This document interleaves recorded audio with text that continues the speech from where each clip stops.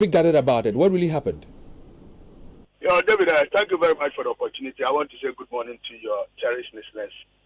And also allow me to take this opportunity to also express my sincerest condolence to the bereaved families, the two families, and then to also wish those who were injured speedy recovery. Yeah, David, let me put it in perspective in terms of historical perspective. What happened is that this site that we are talking about at Fante is actually... Fawzia, can you hear me? Yes, I can hear you. No, Honorable, hold the line for me. Fawzia, can you hear me? Yeah, I can hear you. All right, so hold the line for me, Fawzia. The MP is on the line, so you hold the line for me, okay? Okay. Thank you very much. Yeah, so David, I was just on establishing the historical facts about the site. This site at Fante is actually a community mining site. This community mining site, as you know, community mining scheme was something that the ministry is implementing for the government to make sure that areas where we have some group of people who are interested in this trade are provided with the necessary environment for them to apply their trade. So this site was launched somewhere 15th December 2021 by the Deputy Minister for Lands and Natural Resources, Honorable Breku Tukara. So what they were doing there, for me, is a legal offense. It's not anything untoward. They've been at this practice for a very long time, since, as I said, since 2021. And you know, this mining, community mining is governed within a particular regime. And so whatever they are doing there is being monitored and it's being apprised from time to time. And where there are infractions, they are told to correct it and all that. So it baffles me the way the forestry guards went there. First, I understand that they went there somewhere last week. That was a week preceding the incident. And then they actually met the MC there. And they had some discussion. And they said they were going there, they were coming there to inspect the place, and they have information that certain things were happening there which were not good. So they had that discussion with the MCE. The MCE was also engaging the people. Then the following week, they actually went there on a day that they normally call a breaking day. That is the day that they do not work. That's the Friday. That day, you always have the number very less. I mean, the number of people working there on those days are normally reduced because a lot of them would have gone to the major cities close by and the town to rest.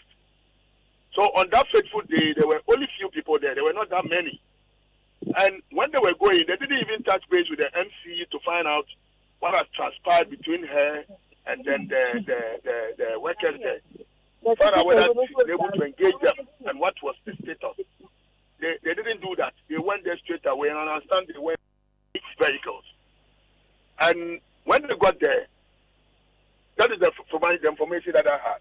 They got there and saw some an excavator sitting there and some couple of machines. So they decided to burn them. As they normally say, they said they want to demobilize the machines. So they set the machines on fire, and at that moment, they left. So on their way back, then a group of the people who were still around mobilized themselves and met them. And they started exchanging, words, basically to find out what has happened, why are they taking that decision, why are they taking that action. And that is where I don't know actually the trigger, what triggered off the shooting, and then two unfortunate souls were lost. And then two other people got injured. In fact, they are still at the hospital. I understand they had some gunshot wounds. And then two other people also had some slight injuries. They were discharged that very day, and then yesterday they went back for dressing of their wounds. So basically, this is the information that I gathered. And I must say that according to the forestry officers, the information that I have is that they went to the police station to report, and then the MCE took it up. She had a meeting with the MISEC yesterday, and today we are trying to establish a meeting with the Minister for Lands and Natural Resources and his two deputies, and then the Forestry Commission officials, to ascertain exactly what triggered up this unfortunate incident. But I must say this is very pathetic and it's disheartening. Looking at the pictures, these are young men in the prime of their life, just going down the thing like that, because they were not committing anything that is heinous. They were not committing any crime. These are people who were working in an environment that was legitimate, that had been declared legitimate for them to work. And as far as I'm concerned, once the place has been designated as community mining site, anybody there is actually covered under that. And then even if there are any infractions, I expected the forestry officials to have just informed the district chief executive or the municipal chief executive, and then they would have found ways of ratifying these things. But indulge me. When I spoke to, for me, it's unfortunate.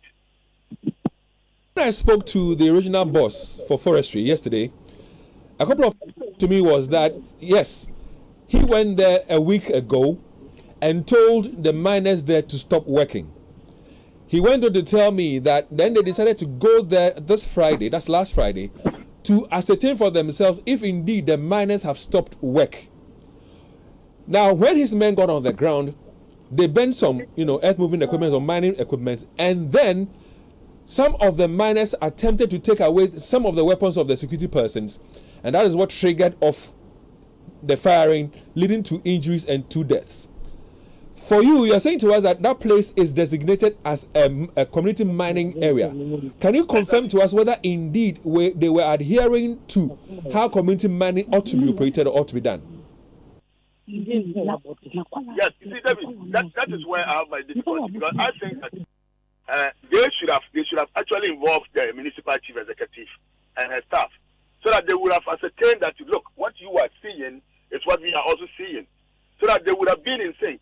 And at the same time, you see, I don't know whether they were the forestry officials were able to capture some things on video or on camera for us to ascertain that what they are saying is actually the case. Because here's the case, is their word against the miners' word. That is the challenge that we have. And then I've not heard that there were any casualties on the part of the forestry guards. Will you look into using your officers and the other people you work with, like the district chief executive and all that? Would you look into this? In fact, they triggered off an investigation into this using the police, because the police are also interested in that. They need to find out, because once human lives are lost, the police are interested in that, and we are actually also doing our own investigation behind the scenes. But David, what I'm saying is that the most important thing is that, you walk into an environment. You are claiming that the people were attacking you or were they coming at you. Do you have any evidence to show that these people were armed in the first place? They were making efforts to take your arms away from you. And then in the ensuing battle, nothing happened to any forestry officer. When they went to the police station, they never mentioned that one person or the other had gotten injured in the fracas. So it baffles me. This is something that, if you look at logically, you put things together, it doesn't gel. Honorable, hold the line for me at this point. I'd like to engage with the sister of the 2 brothers.